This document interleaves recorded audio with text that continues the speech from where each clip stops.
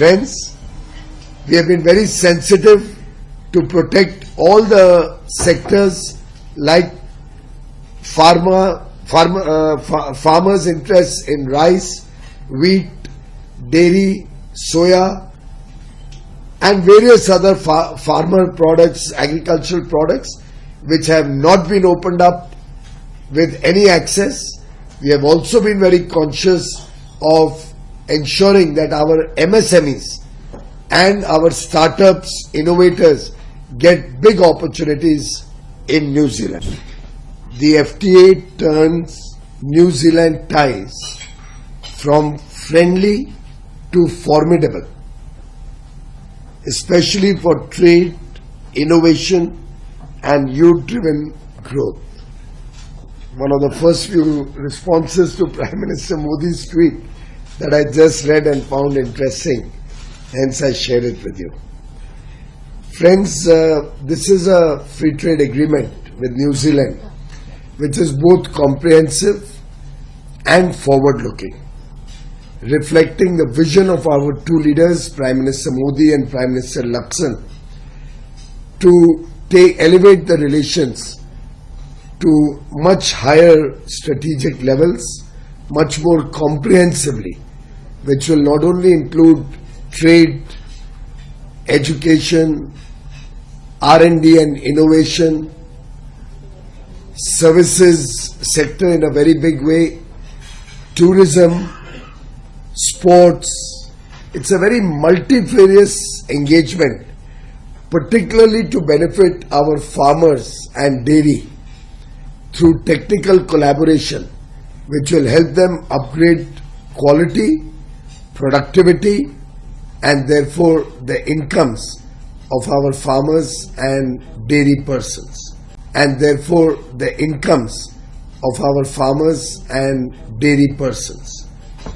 Friends, it's a historic and landmark FTA because it's not only concluded in a record time of 9 months. With a developed economy, we are all aware it usually takes much longer. But more importantly, it has 2 or 3 very interesting elements.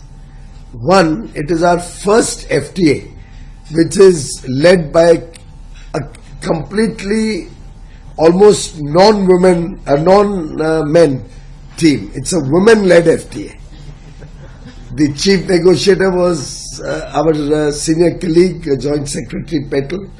All the track leads were largely women, and I must compliment our women of substance taking a lead in finalizing this agreement. Thank you very much. It's also our third FTA with a Five Eyes nation: Australia, UK and now New Zealand. We are soon going to launch discussions for the terms of reference with Canada also. And we are already at an advanced stage in our discussions with the USA. This reflects the growing strategic importance of India in world geopolitics. One must also recognize that this nation with a smaller population, smaller GDP has high growth potential. Our current trade being a small proportion of their overall trade in goods and services, the upside that is available for us is very huge, both in goods and in services. And having gained access in a large number of service areas, including audiovisual, and 100% access in goods, we see tremendous potential for doubling this trade in the next 5 years, possibly greater than doubling this trade. And our complementary strengths between New Zealand and India, whether in agri-tech, whether in food processing, whether in clean energy and renewable energy, whether through mining, whether through our talent and skills of our young professionals, opportunities for dual degrees and setting up campuses of prestigious universities in India, while also encouraging Indian students to go to New Zealand and gain high quality education, and promoting MSME manufacturing in India. This FTA provides opportunities for all sections of our export community, opens up new doors for new exporters with new products wishing to diversify their export basket, and at the same time helps every region of the country, north, south, east, west, northeast, in different areas.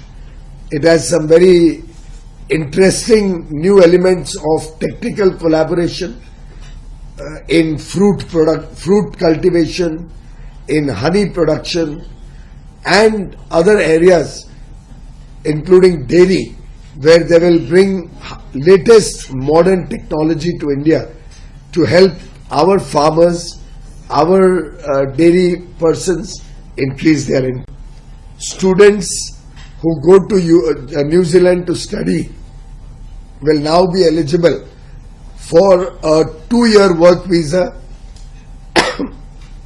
if they take a degree course, 3-year work visa if they take a bachelor's degree with honors, a 3-year work visa if they graduate in STEM disciplines, science, technology, engineering and mathematics, and a 4-year work visa when they do postgraduate studies in New Zealand.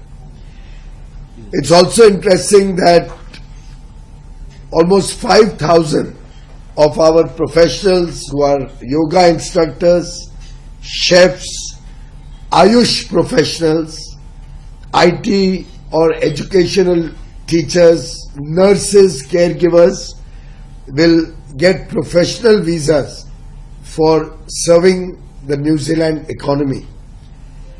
We have also been able to open up 118 sectors which will also give us an opportunity to participate in tourism, IT, telecom, audiovisual, etc. Friends, we have been very sensitive to protect all the sectors like farmers' interests in rice, wheat, dairy, soya, and various other farmer products, agricultural products, which have not been opened up with any access. We have also been very conscious of ensuring that our MSMEs and our startups, innovators get big opportunities in New Zealand.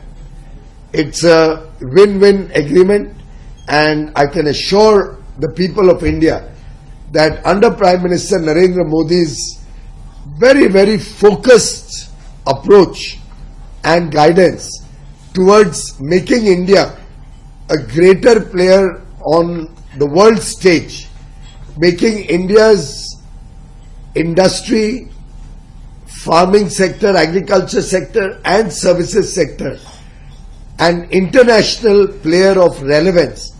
We are negotiating free trade agreements and comprehensive partnerships strategically with countries who have significant incomes, with countries who offer large market opportunities, and undoubtedly these agreements will play a very important role in the Amrit Kal as we all work collectively as a nation of 1.4 billion people, as 140 crore Indians work towards our goal of Viksit Bharat 2047.